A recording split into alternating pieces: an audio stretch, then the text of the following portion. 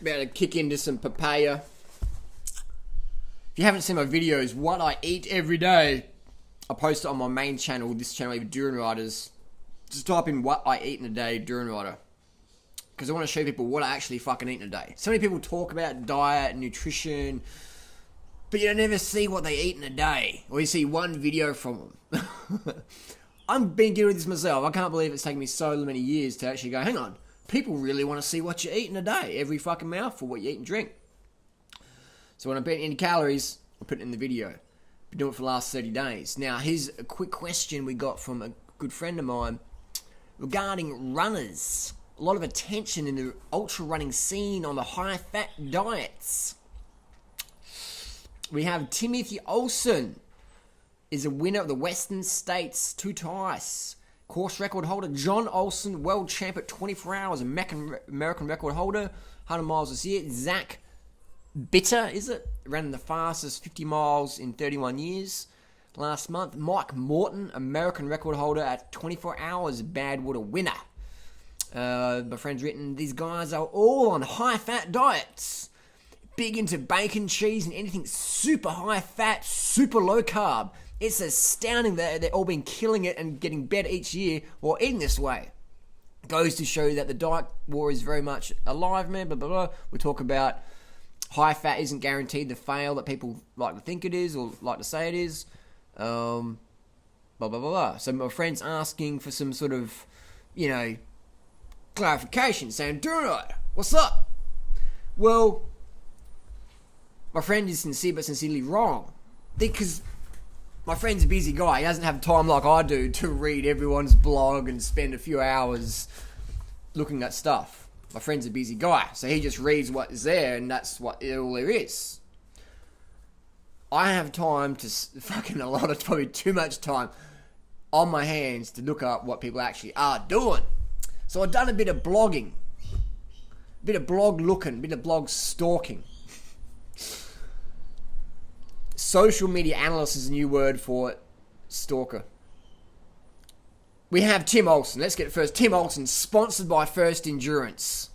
What is First Endurance? First Endurance is a sports gel company. They do sugary drinks and sports gels. A sports gel is basically, I don't know any plastic bags around here, but it's basically get plastic. Here we go. Imagine this is a plastic bag, a little small one. That's the size of a gel, alright? This is a gel right here. That's the size of a gel, roughly. You get your fruit, you can put it for the factory, and you got the gel. It's just full of sugar. Maltodextrin, fruit sugars, sucrose, glucose, fructose, whatever. It's the gel here, about 27 to 30 grams of carbohydrates. And even honey's a popular one. Basically, simple sugars. So Tim Olsen's sponsored by First Endurance, which is a sugar company. I'm not sure if you can be a low carber and sponsored by a sugar company at the same time. It's like saying, I'm a vegan, but I'm sponsored by McDonald's, and I eat at McDonald's. It's like, McDonald's send me food each month to eat. It's like, well, First Endurance send Tim food to eat. He's not a low-carb athlete. He admits he's not low-carb. He says, I love my fruits, vegetables, sweet potatoes, rice, corn tortillas, etc. But what happens is the paleo world just gets a sniff of something, and then they just run with it. And unless you got time to really look it up, you just go, oh, that must be how it is. People wouldn't lie or exaggerate, would they? Yes, they do. So Tim, high-carb athlete, 1,000% high-carb athlete. What does he eat during his races? Ketogenic diet? Bacon lard? No. Vespers, First Endurance, gels, fruits, cookies, brownies, Coke, Mist. What's his favourite name? Just Mist, some mountain mist drink he drinks. It says caffeine and sugar. Sugar is what these athletes are running on. So Tim Olsen, high carb runner. Next one, John Olsen, world champ at 24 hours. Can't really find what John eats. Can't find anything on his daily diet. He hasn't done a blog entry since May, so who knows about John? Can't objectively say otherwise, but I'll guarantee I'll put $50,000 on it. He's smashing in the carbs, and I'll put $50,000 on it as well, double or nothing. He's smashing in the carbs on race day as well. None of these guys are eating a fucking ketogenic diet on race day or in heavy load training. Ever. Bullshit. I'll put $100,000 US on it. Guaranteed. Guaranteed. So we have a next one.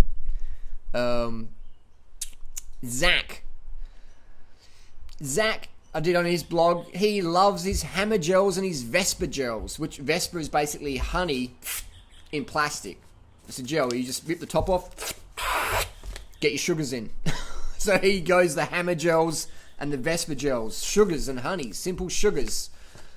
So the notion that Zach Bitter is a low carb athlete is bullshit. Last one, we have Mike Morton. Mike Morton, here's a little snippet from his blog, right? I've been getting questions on the ketogenic diet. The questions are from one end of the spectrum to the other. Some general health to performance issues while in ketosis.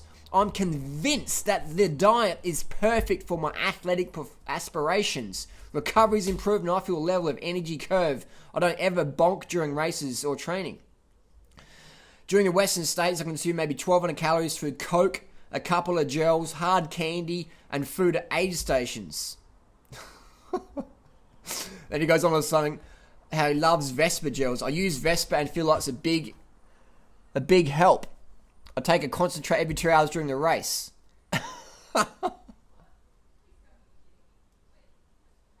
It's hilarious, isn't it? It's hilarious. So we have a guy, and he's so out of it all, so confused, so sincere, but sincerely wrong.